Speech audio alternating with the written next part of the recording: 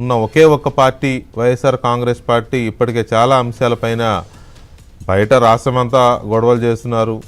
అవి ఫీజు రియంబర్స్మెంట్లు కావచ్చు, ఆరోగ్యశ్రీ కావచ్చు, లేకపోతే మెడికల్ కాలేజీల ప్రైవేటీకరణ అంటూ పీపీపీ పద్ధతిని ప్రైవేటీకరణగా వైసీపీ దాన్ని అర్థం చేసుకుని లేకపోతే దాన్ని అలా భావిస్తూ ప్రైవేటైజ్ చేస్తోంది అని పెద్ద ఆందోళన చేయాలని ట్రై చేస్తుంది. కానీ అఫ్కోర్స్ ఆందోళనలు సక్సెస్ అవుతున్నాయా లేదా అనేది సెపరేట్ ఇష్యూ.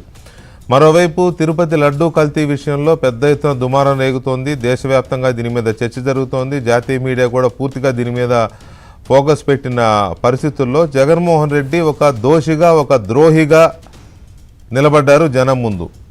హిందూ సమాజానికి, హిందూ ధర్మానికి సంబంధించి ఆయన ఒక ద్రోహిగా నిలబడ్డాడు. ఇప్పుడు అలాంటి సందర్భంలో లేదు చంద్రబాబే దోషి, చంద్రబాబే వెంకటేశ్వర స్వామి పవిత్రతని తప్పుపట్టారని వైసీపీ, జగన్మోహన్ రెడ్డి ఎదురుదాడి చేస్తున్నారు. మరి ఇవన్నీ మాట్లాడడానికి అసెంబ్లీ ఒక వేదిక, అద్భుతమైన వేదిక. ఇక్కడ బయట ఏం మాట్లాడినా పెద్దగా విలువ ఉండదు, రాజకీయ విమర్శలుగానే వెళ్ళిపోతూ ఉంటాయి. అవి నమ్మేవాడు నమ్ముతాడు, నమ్మనివాడు నమ్మడు. కానీ అసెంబ్లీలో చర్చ జరిగితే అది రికార్డ్స్లోకి వెళుతుంది. ఖచ్చితంగా ఎదురుగా ఉంటారు కాబట్టి ప్రతిపక్షము అలాగే అధికార పక్షం ఎదురెదురుగా ఉంటారు కాబట్టి ఖచ్చితంగా సమాధానం ఇవ్వాల్సిన పరిస్థితి ప్రభుత్వం మీద పడుతుంది. ఒకవేళ జగన్మోహన్ రెడ్డి అసెంబ్లీలో ఉండి నిలదీస్తే, ప్రశ్నిస్తే. ఆ పని చేయకుండా బయట ఎక్కడో మాక్ అసెంబ్లీలు పెడతాం, లేకపోతే జనంలో ప్రెస్ మీట్లు పెడతాం, ఇలాంటి ప్రయత్నాలు ఎందుకు చేస్తున్నాడు జగన్మోహన్ రెడ్డి అనేది ఎవరికి అంతుపట్టని, అంతు చిక్కని విషయం. మేము అసెంబ్లీ సమావేశాలను బైకాట్ చేస్తామని చెప్పారు. మధ్య మధ్య దొంగ సంతకాలు పెట్టి వెళ్తున్నారు అనేది చాలాసార్లు ప్రూవ్ అయింది. కొంతమంది సభ్యులు జీతభత్యాల కోసం సంతకాలు పెట్టకపోతే జీతభత్యాలు రావు కాబట్టి సెషన్లో ఒకరోజు వచ్చి సంతకాలు పెట్టి వెళ్తున్నారని తెలుగుదేశం పార్టీ సభ్యులు, జనసేన సభ్యులు, బీజేపీ సభ్యులు కనిపెట్టారు. ఆ మేరకు పెద్ద ఎత్తున దుమారం రేగింది, విమర్శలు కూడా రేగాయి. దానికి ఇవాళ వచ్చారు జగన్మోహన్ రెడ్డి గారు తన కొలీగ్ ఎమ్మెల్యేస్ని తీసుకుని వచ్చారు. అసెంబ్లీలో వచ్చి గవర్నర్ ప్రసంగం కాబట్టి వాళ్ళ బడ్జెట్ సమావేశాల సందర్భంగా 11వ తేదీ 11 మంది 11 నిమిషాలు వచ్చారు. 2-3 అంశాల మీద స్లోగన్స్ ఇచ్చారు.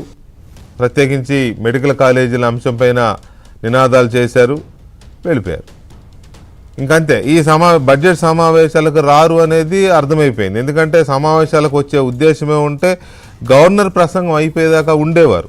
గవర్నర్ మీద గౌరవంతో ఉండాలి, అదంతే, ఉండేవారు. తర్వాత ఒకవేళ గవర్నర్ ప్రసంగంలో ప్రభుత్వం తప్పులు చెప్పించింది, లేకపోతే అబద్ధాలు చెప్పించింది, అభూత కల్పనలు చెప్పించింది అని అనుకుంటే తర్వాత వాటిని విమర్శించవచ్చు, లేదా గవర్నర్ ప్రసంగానికి ధన్యవాదాలు తెలిపే తీర్మానం పైన చర్చ ఉంటుంది. కాబట్టి ఆ చర్చలో కూడా బ్రహ్మాండంగా ఏకిపారేయచ్చు ప్రభుత్వాన్ని, ఒకవేళ నిజంగానే మీకు అంత చిత్తశుద్ధి ఉంటే. అలాంటిది అసలు ప్రసంగానికే లేకుండా వెళ్ళిపోయారు అంటే వీళ్ళకి అసెంబ్లీ సమావేశాల విషయంలో ఏ వైఖరి మార్చుకోలేదు అనేది చాలా క్లియర్గా అర్థమవుతుంది. ఇవాళ వచ్చి సంతకం పెడితే మళ్ళీ ఒక 60 రోజులు రాకపోయినా సభ్యత్వాలకు వచ్చిన ఇబ్బంది ఏం లేదు, లేకపోతే డిస్క్వాలిఫై అయిపోతామనే భయంతో ఇవాళ వచ్చినట్టు కనబడుతుంది ఒకటి. మరోవైపు ఒక 6-7 ఎమ్మెల్యేలు అధికార కూటమి వైపు వెళ్తున్నారు. కొంతమంది తెలుగుదేశంలో, కొంతమంది జనసేనలో, కొంతమంది బీజేపీలోకి వెళుతున్నారనే వార్తలు ఇటీవల కాలంలో బాగా ప్రచారంలో ఉన్నాయి. బహుశా దాన్ని కూడా కొంత కాపాడుకోవడం కోసం జగన్మోహన్ రెడ్డి తన 10 మంది ఎమ్మెల్యేలను వెంటేసుకొచ్చినట్టు కనబడుతోంది.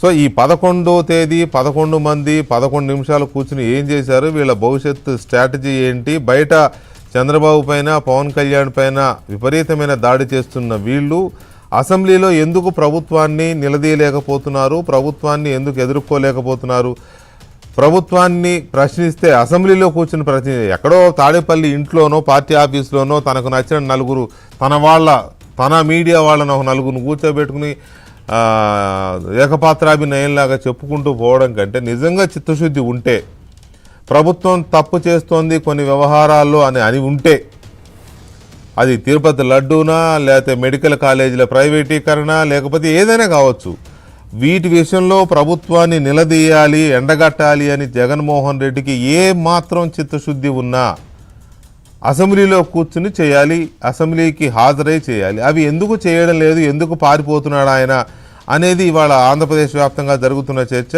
సో బయట ఎన్ని